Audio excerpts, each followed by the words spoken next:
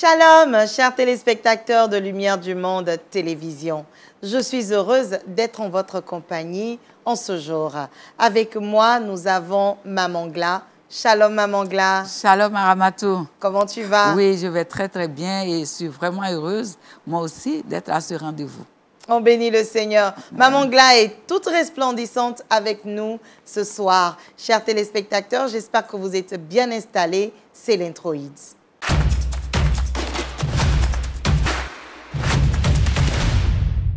Shalom, chers frères et sœurs, et merci pour votre fidélité à ce rendez-vous hebdomadaire avec Porteuse de vie.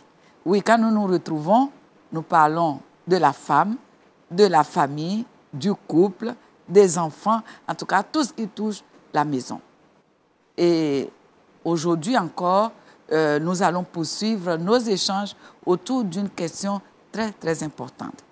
Je rappelle ce verset que nous connaissons bien dans le livre de Matthieu 11. « Venez à moi, vous tous qui êtes fatigués et chargés, et je vous donnerai du repos. » Mais nous observons quand même autour de nous que ce repos n'est pas toujours là, alors que c'est à cela que le Seigneur nous appelle. Et c'est pourquoi aujourd'hui nous choisissons ce sujet. Ma famille ne sera pas dans l'inquiétude. Ma famille ne sera pas dans l'inquiétude. Quel important sujet pour nous ce soir. Quand nous savons que tout aujourd'hui dans la vie nous met la pression, nous met beaucoup de challenges et nous sommes sans cesse inquiets. Nous sommes inquiets pour nous-mêmes, pour nos familles et on va débattre de ce thème maintenant. C'est le petit débat.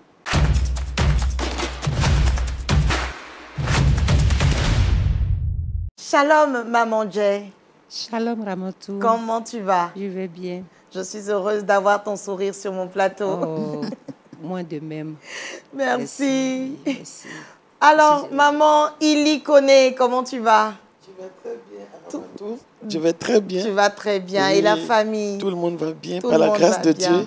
Et je suis très heureuse d'être sur ce plateau pour partager ce grand thème-là avec vous. OK. Chers téléspectateurs, je crois que sur mon plateau, il n'y a pas d'inquiétude. Installez-vous maintenant confortablement et nous décollons.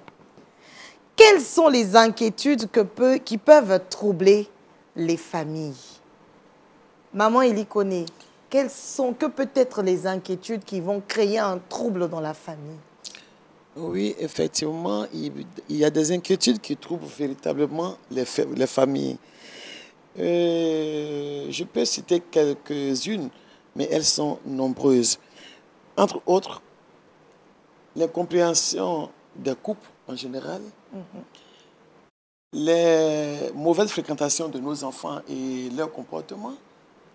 Je peux aussi toucher le manque de finances dans les familles. Il y a la maladie d'un des conjoints, et surtout quand la maladie continue. Je vais dire récurrente, perdue, et ça envoie beaucoup d'inquiétudes. Et je pense que ces inquiétudes-là amènent les familles à ne plus retrouver la paix et la quiétude. Donc, ce sont ces choses-là qu'il faut essayer de traiter avec le Seigneur Jésus pour avoir une paix dans la famille. Est-ce que ça, c'est possible, Maman Jay? Dans la présence du Seigneur? Oui, c'est possible. Parce que ce sont de vraies réalités, les problèmes financiers, la santé. La santé, c'est tout.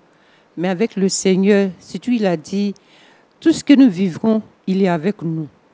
Donc, du coup, nous devons avoir confiance en lui. Si nous nous focalisons sur lui, tu iras du mieux.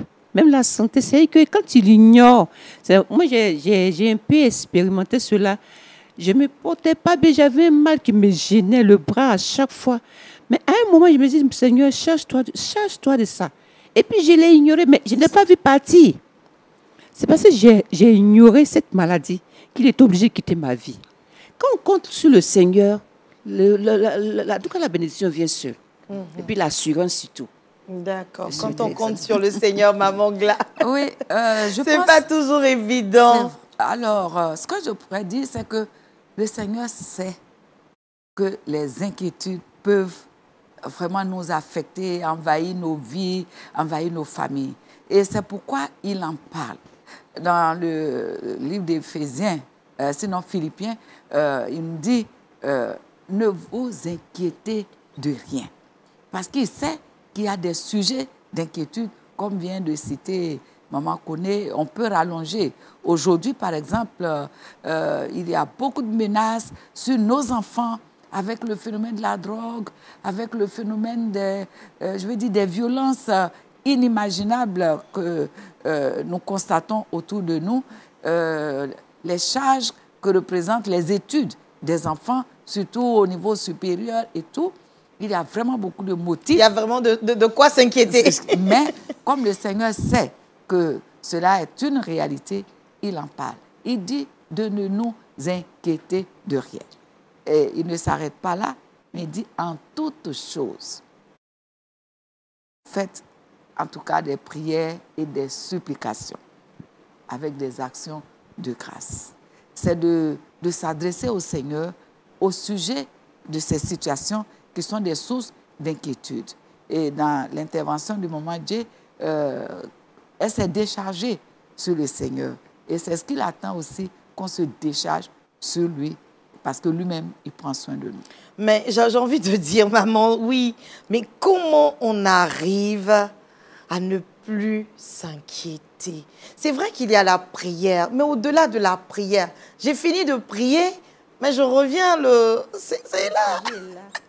Maman, il y connaît. Oui, on revient, ça y est là. Mais il faut avoir foi en Jésus-Christ de Nazareth. Moi, j'ai aussi vécu une situation où quelqu'un m'avait pris tout mon argent. Et je suis resté pendant 2 ans sans argent, je vous assure. Même pour mettre le carburant dans ma voiture, c'était difficile. C'était mon mari qui intervenait. Oh, je suis une femme beaucoup battante. Autonome. Voilà, j'essaie de faire mes choses. Mais j'ai traversé une très mauvaise période.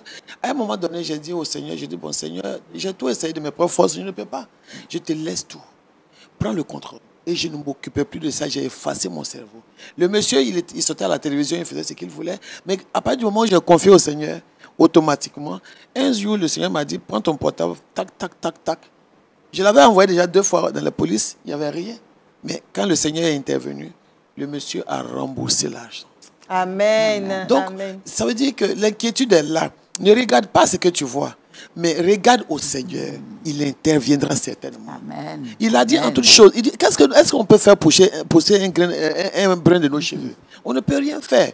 Si même tu veux t'attrister sur ton sort, tu auras la tension, tu auras des cancers, maladies. tu auras tout ce que tu peux imaginer. Mais quand tu mets ta foi en Jésus-Christ de Nazareth, moi je l'ai expérimenté plusieurs fois. Quand je parle, je le mets toujours au devant parce qu'il m'a beaucoup sauvé en beaucoup de situations. Comme le plateau, on ne peut pas donner trop de témoignages, mais je suis un témoignage. Oui, le Seigneur intervient. Mais comment on arrive à lâcher prise? C'est vrai qu'il y a cette confiance dans le Seigneur, mais des fois c'est difficile. Oui. On veut bien laisser au Seigneur, mais des fois on récupère encore dans ses mains. Exactement. Oui, maman Gla. Et c'est en cela que c'est un combat. Les choses du Seigneur sont déjà disposées, mais c'est un processus, c'est un combat pour entrer pleinement dans, je voulais dire, en possession. Alors, le verset que j'ai cité tout à l'heure disait avec des actions de grâce. La situation n'est pas encore réglée. Pour notre intelligence humaine, c'est quand le problème est réglé qu'on dit merci. On dit merci, exactement. Mais dans le cheminement que le Seigneur nous recommande, il dit de lui dire merci. Ce n'est pas encore réglé, mais on lui dit merci. Et en le faisant, et ça aussi, comme disent les servants de Dieu, c'est des choses qu'on a expérimentées. Pendant que tu dis merci pour la situation qui prévaut, la charge change justement de porteur. Alors, les yeux continueront de voir le problème. Mais la paix est déjà là. Oh, c'est ça le plus important. Lorsque ce repos s'installe, le problème n'est plus le problème, mais le problème devient une source de témoignage pour glorifier le Seigneur. Mais c'est souvent ce pas qui est encore plus délicat, mais il faut le faire. Il faut le faire. Il faut bénir le Seigneur. Il dit de lui rendre grâce en toutes choses, même les choses qui ne sont pas agréables. Et cela nous conduit, pour rebondir encore sur ce que disait Maman Eddy connaît. Voilà. C'est-à-dire, la difficulté se présente, mais derrière la difficulté, il faut voir l'ennemi. Donc, on s'affole en même temps. Hein. Voilà, il ne faut donc pas focaliser le regard sur le problème, sur la circonstance, mais le regard derrière, c'est un combat, c'est ça qu'il faut combattre, avec toujours, bien sûr, les yeux fixés vers le Seigneur. Se dire un peu que c'est comme un défi qui est en train d'apparaître et que nous devons le relever. Oui, Maman Jay. Oui, ce que je voulais ajouter. Quand nous regardons l'histoire d'Anne, la Bible dit que ça n'a pas été facile pour cette femme. Bien sûr. Mais c'est quand elle s'est décidée, cette fois-ci, de ne pas manger. Et quand elle s'est inclinée, elle a commencé vraiment à prier. La Bible dit qu'elle a prié longtemps. C'est à la suite de cela qu'est venu son fils Isaac, Samuel plutôt.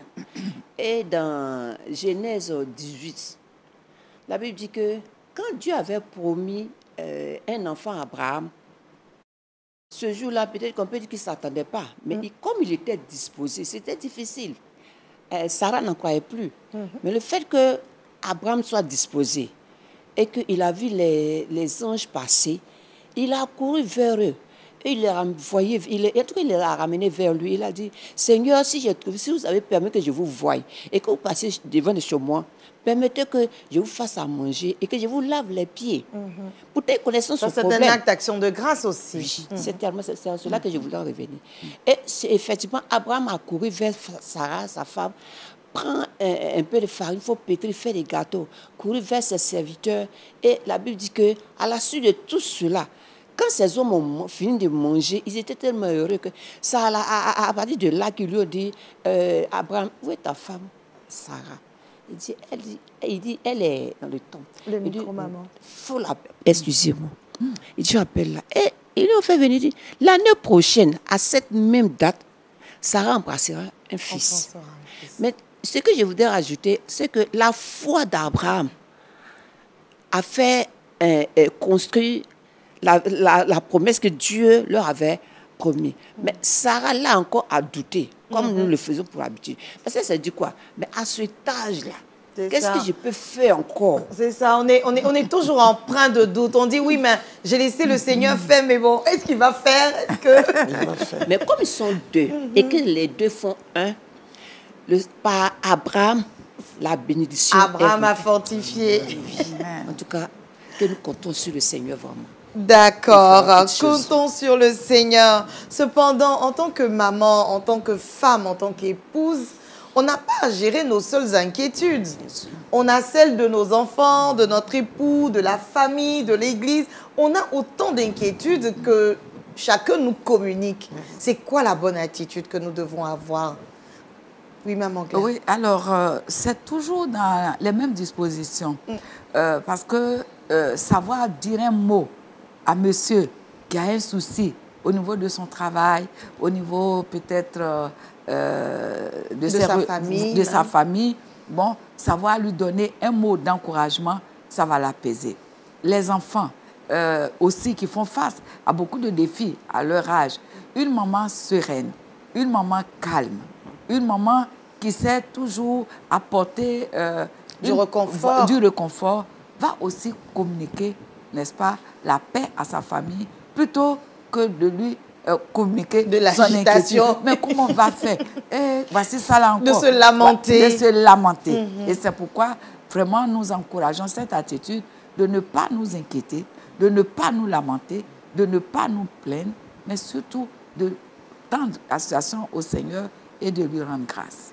Comment on fait pour ne pas aller chercher quand on a fini de tendre au Seigneur, maman Eddy? Quand on a fini de tendre au Seigneur, il faut encore tendre au Seigneur.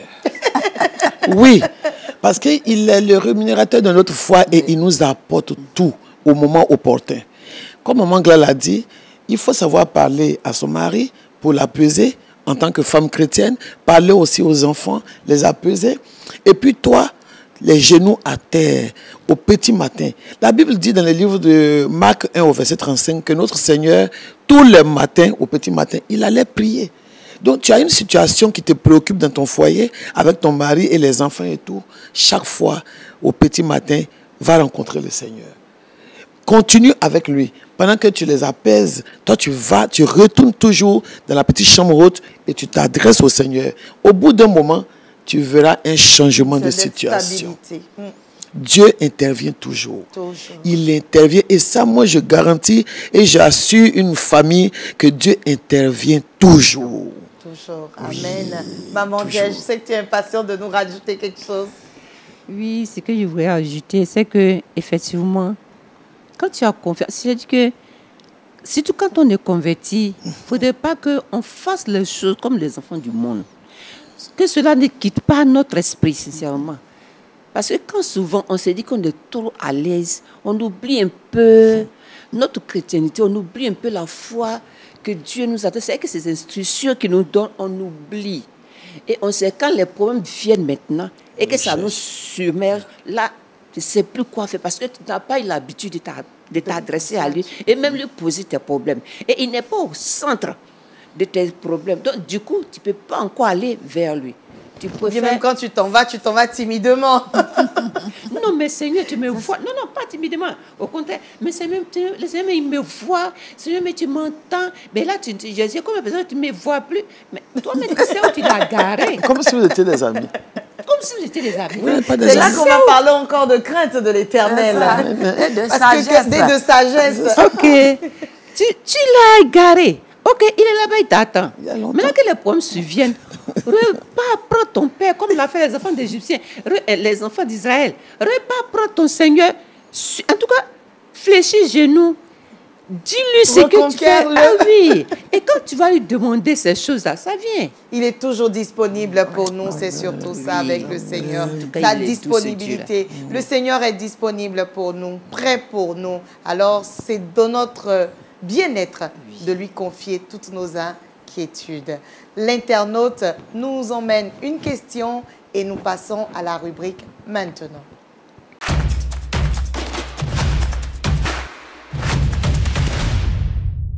Je suis Jeanne.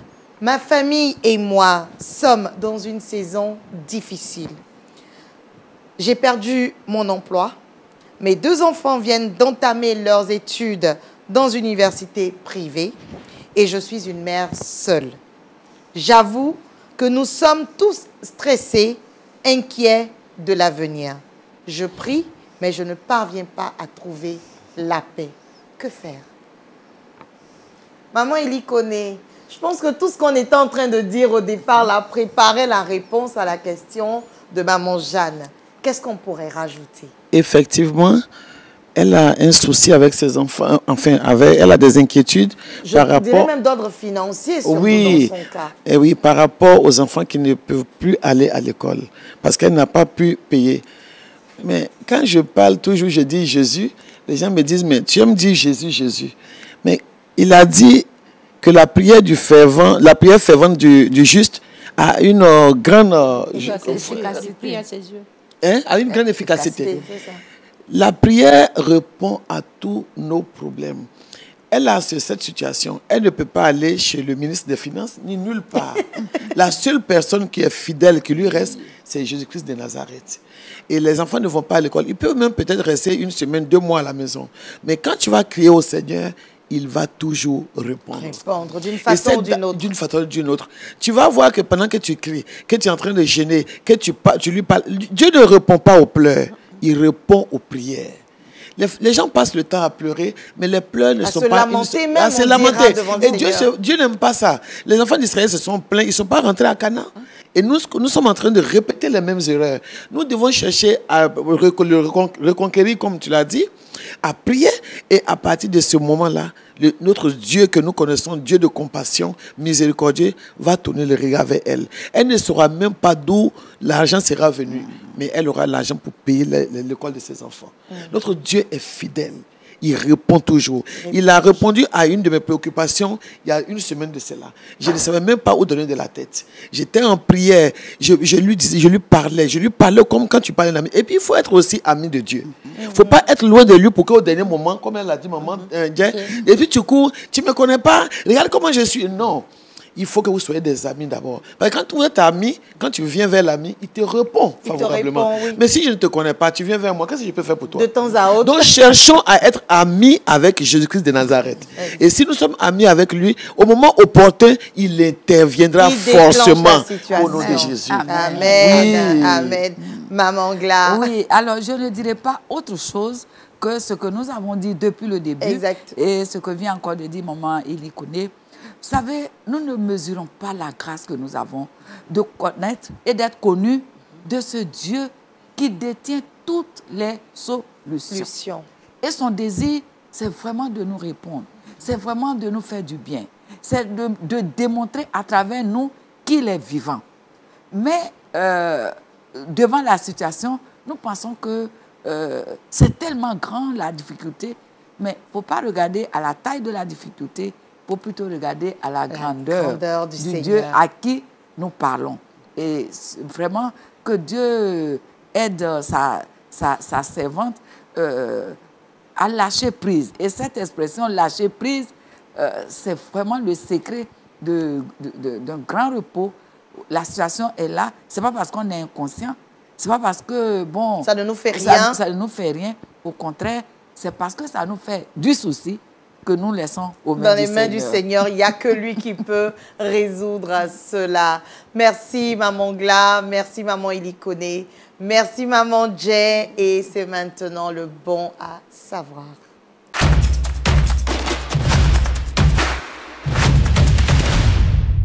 Chers frères et sœurs, vous avez suivi les échanges que nous avons eus, ces interventions que les servants de Dieu présents sur ce plateau ont eu à faire.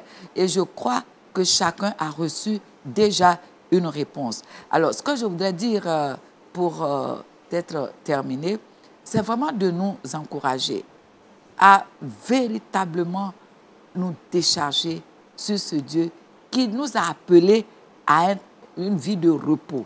C'est vrai que le repos final, c'est auprès de lui. Mais il a disposé aussi du repos dans les circonstances par lesquelles nous passons. Parce que ces circonstances-là sont là justement pour que Dieu se glorifie, pour que Dieu se manifeste. On a tendance à dire, mais en tant qu'être humain, nous ne sommes pas qu'un être humain. Nous sommes un être humain qu'habite l'Esprit de Dieu. Donc la dimension surnaturelle de notre vie, nous devons la cultiver, nous devons la développer à travers la prière, à travers la méditation de la parole de Dieu, pour que nous soyons équipés pour faire face aux inquiétudes et ne pas nous laisser justement dominer par elles. Dieu veut que nous soyons en paix. C'est pourquoi il nous laisse sa paix, qui n'est pas celle que le monde donne, mais que cette paix puisse toujours nous garder en communion avec le Seigneur Jésus-Christ. Gardons la paix du Seigneur qui nous met toujours en confiance et nous n'avons plus d'inquiétude. Le Seigneur se charge. Je vais demander à Maman Ilikone de prier avec nous. Toi maintenant qui te sens inquiet, apeuré de l'avenir, prie avec nous le Seigneur et nous croyons qu'il nous exauce et que tu reçois sa paix. Maman Kone. Père éternel, nous bénissons ton nom pour ce moment que tu nous donnes de parler à tes enfants qui sont dans des inquiétudes de par le monde entier. Nous te prions, Seigneur, de les toucher. Nous avons débattu beaucoup de points ici. Papa, je prie, Seigneur, que ces points servent de solution à ces enfants et qu'ils puissent véritablement les utiliser pour trouver la paix et le repos dans leur foyer. Je prie également pour ces femmes seules qui ont des préoccupations avec leurs enfants, Seigneur. Je prie que tu leur donnes la sagesse et l'intelligence qui viennent de toi pour qu'elles puissent véritablement mettre leur espoir et leur confiance en toi pour trouver refuge auprès de toi. La solution est toujours toi. On ne peut pas trouver la solution ailleurs. C'est avec toi. Père, je te recommande toutes ces familles qui attendent de toi un repos et une paix. Donne-leur ce repos et cette paix pour que ton seul nom soit glorifié à la fin de toutes choses. Au nom de Jésus. Amen. Amen. Amen. Amen. Merci, chers téléspectateurs, d'être restés avec nous. Nous vous disons à très bientôt. Shalom chez vous.